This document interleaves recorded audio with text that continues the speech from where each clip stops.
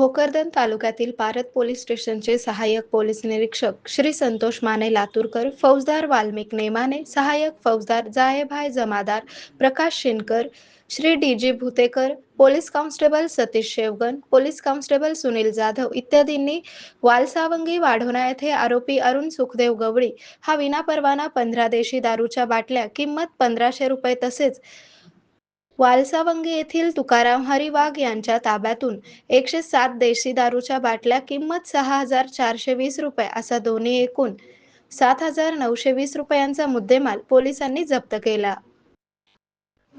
वरील आरोपीविरुद्ध पोलिसांनी गुन्हा दाखल केला असून ही कारवाई 25 एप्रिल 2026 रोजी करण्यात आली. तसेच पारध व परिसरात अनेक दुचाकीस्वार व चारचाकी वाहन चालकाकडे विनापरवाना मद्यप्राशन करून सुसाट वेगाने वाहने चालवित असून त्यामुळे अपघात घडत असून कोणीही वाहन चालकांनी अतिवेगाने व मद्यप्राशन करून वाहने चालवू नये. तपासणी दरम्यान आढळल्यास कडक कायदेशीर कारवाई करण्यात येईल.